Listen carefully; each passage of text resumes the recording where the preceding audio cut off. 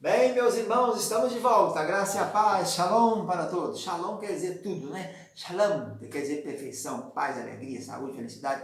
É o cumprimento do judeu. Nós falamos de Lagemina, do Centro de Cultura Bíblica Bereshit. Nossa logomarca é esse candelabro, com a palavrinha Yerushalayim em cima, que é Jerusalém. Estamos ministrando aqui sobre teologia. Temos 3 cursos, básico, intermediário e bacharelado. Essa aula que estamos falando é do curso básico, número 1. O livro é o livro 6. No 6º livro tem a matéria Teologia Pastoral 2. No 5º tem a Pastoral 1. Estou falando da Pastoral 2. Na aula passada nós falamos sobre... na primeira aula fizemos uma introdução mostrando o pastoreio, de onde vem a palavra, que é do verbo ra'á, pastorear, cuidar, que foi extraído do pastor de ovelhas. Na segunda aula nós falamos um pouco sobre oração.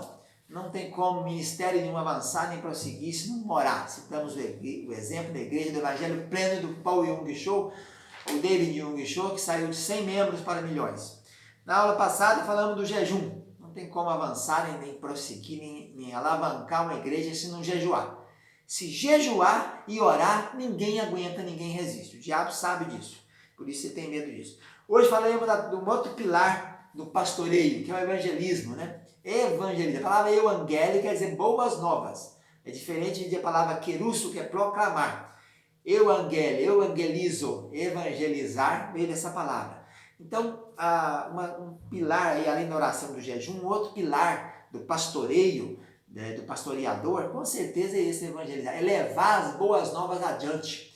Não se pode ter uma liderança, nem ter uma igreja, onde ninguém anuncia, está preocupado só ficar dentro das 4 paredes, né? Paralisado ali dentro das 4 paredes. É preciso mobilizar a igreja inteira para se trabalhar. Eu falava na última aula da nossa EBD aqui em Varginha, uma live do domingo, todo domingo 9 da manhã, estamos fazendo essas lives aqui no Facebook da Igreja Tabernáculo de Varginha, falava sobre isso, que é preciso que a pessoa saiba a função dela no corpo.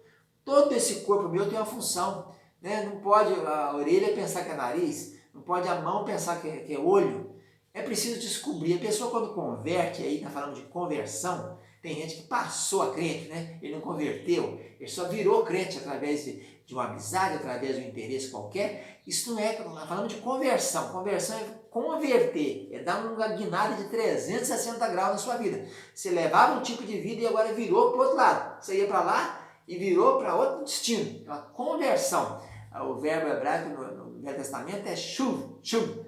Shuv quer dizer isso, é virar, voltar, shuv, volta, é converter. E no Novo Testamento é metamorfo, né? E metamelomai. Metamorfo é mudar de forma. Então a conversão genuína, verdadeira, ela muda o caráter do indivíduo. Né? É uma transformação de vida terrena para a vida espiritual. O leme é mudado de comando. Quem vai dirigir o leme? Desculpa. Não é mais a pessoa que vai se manter, que vai se direcionar. É o Espírito Santo que vai dirigir a pessoa. E aí, depois disso, ela tem que entender qual a função dela no corpo. Todo mundo tem que ter uma função dentro da igreja. Não existe membro de igreja. O que você faz? Você é espectador, né? Fica ali para cantar, canta um corinho, canta 2, faz uma oração e tchau. Qual a sua função? Você é da intercessão? Você é da oração? Você é da visitação? Você é da assistência social, cuidados das pessoas? Você é de visitar os enfermos? Você é de visitar hospitais? Visitar as cadeias? Qual a sua função? Você é de anunciar na rua? Você faz o quê? Você tem a equipe de oração? Na equipe do jejum? Na equipe de quê que é a sua? Qual que é a sua função? Então é preciso que a pessoa, quando se converta, procure logo da sua função. Se encaixe nisso aí. Então o pastor, o líder, ele é esse mobilizador, né? Ele mobiliza o povo todo, ele é o diretor da igreja, ele é o coordenador, ele vai escalar as pessoas, vai colocar, fazer as escalas, colocar cada um sua função, incentivar, dar o exemplo daquilo, né? Principalmente isso, dar o exemplo disso, isso é que é importante. Então é preciso que entendamos isso, que essa mobilização para o evangelismo é primordial. Não existe maneira, né? A centelha começa com o evangelismo, é levando a palavra adiante, né? Ficar dentro de púlpito só não vai alcançar ninguém. Você vê a diferença de uma live dessa com um púlpito, né? Se eu estivesse pregando na igreja da Lajinha só, eu não alcançaria tantas pessoas como temos alcançado com as lives, porque ela atinge todos os lugares, atinge até o exterior. Tem gente em Portugal ouvindo, tem gente no Mato Grosso, no Cuiabá, tem gente no Pará, no Belém, no Rio Grande do Sul. É a internet, é esse canal, essa tecnologia que você atinge o mundo inteiro de um lugar só, né? Que não existia naquele tempo condições. Hoje é a plenitude dos tempos para o final dos tempos, né? Então, todos os dias acrescentava o Senhor à igreja aqueles que se havia de salvar. O Senhor é que acrescentava, mas quem trabalhava era o povo. Quem estava pregando, quem estava indo para o templo na hora da oração, passou na porta formosa, era Pedro e João, né? Estavam fazendo a parte deles. Não havia naquele dia ainda um templo construído de igreja, né? Podia chamar lá o povo do caminho, ou em Antioquia foram chamados pela primeira vez de cristãos. Não, eles converteram-se, deixaram, ainda eram meio judeus, né? Foram impactados por Jesus, discipulados por Jesus, impactados pelo Espírito Santo, mas continuaram naquela rotina de judeus. No sacrifício da manhã, né? Que havia 2 sacrifícios que os judeus faziam, às 9 horas e às 3 da tarde, sacrificava todo dia um cordeiro, no sábado era 2, na festa da Páscoa, na festa dos pães asmos, depois a festa do Shavuot do Pentecostes, 50 dias após o primeiro molho, depois a festa da Sucote, que é das cabanas, a festa da dedicação, a festa do Purim. Eles continuaram meio judeus e eram judeus, mas agora impactados pelo Espírito Santo, começaram a anunciar, falar de Jesus, né? E aqui foi andando. Enquanto não veio a primeira perseguição, eles não saíram de Jerusalém. E aliás, os apóstolos não saíram. Todos, exceto os apóstolos, saíram. Mas os apóstolos ficaram ali. A matriz ficou ali, mas os diáconos, por exemplo, Filipe foi parar lá para baixo, né? No caminho de Jope, ele encontrou o eunuco, o outro foi para frente, Filipe, próprio Nicanor, Timão, Parma, Nicolau, todos saíram os discípulos, co-discípulos, porque houve a perseguição. Então, é importante que os crentes não são clientes nem espectadores, nem estão na arena e nem ficam assistindo, eles são participantes. É preciso que o membro de igreja entenda isso, e o líder, o pastor, tem essa função de fazer a pessoa se encaixar, é fazer uma entrevista com cada membro. Se converteu? Muito bem, está aqui sua ficha, vamos te entrevistar agora para saber o que você gosta. Como é que você mexe com o quê? Eu gosto de fazer desenhos assim, eu sou bom desenhista, então você vai para a escola dominical, né? Vai mexer com as crianças, você faz os desenhos para fazer o flanelógrafo, né? Vamos lembrar aqui da minha mestra, Maria Celita Magalhães Sáter Alvim, minha mestra lá da igreja presbiteriana, onde eu aprendi naqueles flanelógrafos, aqueles desenhos do Abraão andando, saindo de Ur dos Caldeus, tinha as ovelhinhas que iam se colando no quadro, aquelas técnicas daquele tempo, né, de 1970, eu tinha 10 anos, e 69, 71. Hoje nós temos tecnologia, você tem as apostilas prontinhas com os desenhos para colorir, você tem data show, você tem filminhos. Então é preciso pesquisar, fazer uma entrevista com cada membro para saber localizar cada um na sua função. É uma montagem, né, de estratégias, porque senão você fica, o que você faz na igreja? Eu sou crente, eu sou espectador, eu fico ouvindo o pastor pregar, eu fico ouvindo o irmão falar e pronto. Faz o quê? Nada.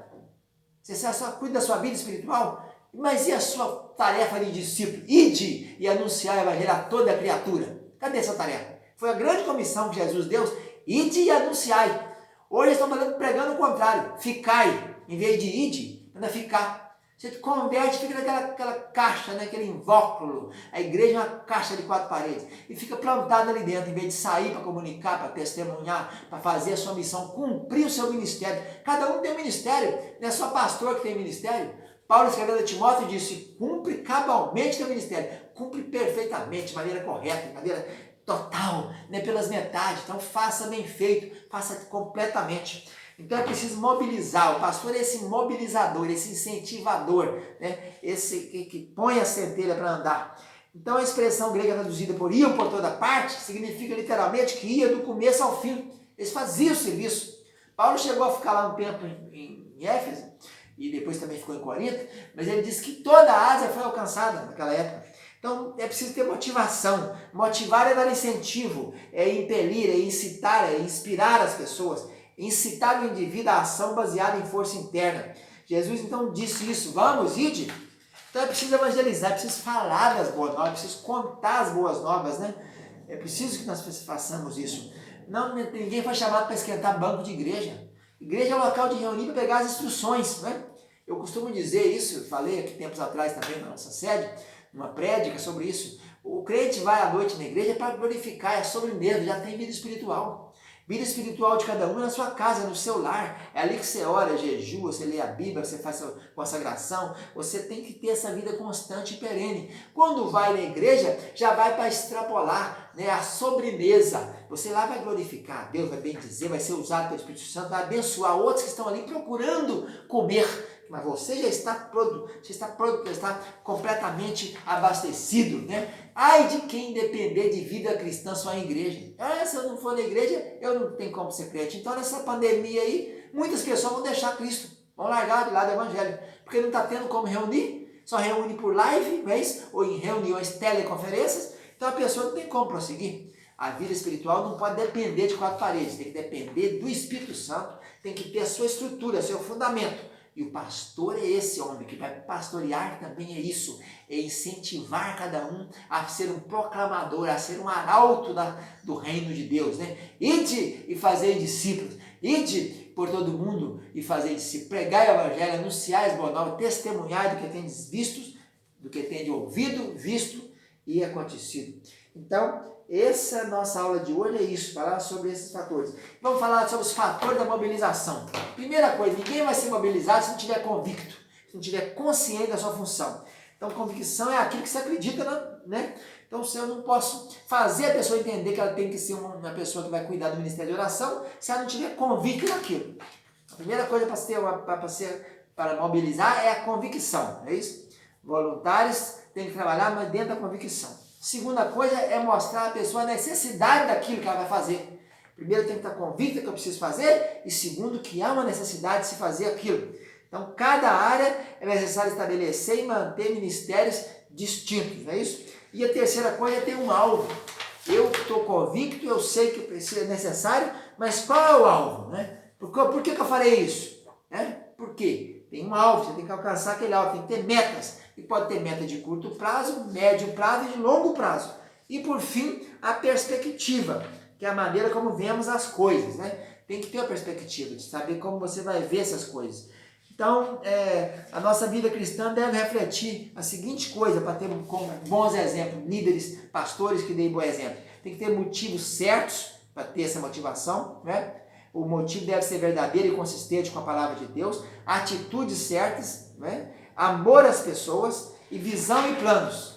Esses são os segredos para se ter mobilização. Ninguém vai mobilizar se não tem visão. E tem que ter exemplo para seguir, né? Tem que ter exemplo. Então, para nós anunciarmos evangelhos e criarmos uma equipe de evangelismo, temos que dar esse exemplo, mostrar a pessoa que é preciso, ela ter esse alvo, ter esse objetivo e saber que líder é alguém que tem sonhos e visões, que comunica a outros de maneira tal que sejam aceitos, né? Toda liderança tem que ter visão. Sem visão, diz o texto, o povo se corrompe, né? O texto diz categoricamente isso. Então, nossa aula de hoje é essa aí, falando sobre o evangelismo, que é um dos pilares também da vida cristã. Fica na paz, tchau, tchau, um abraço.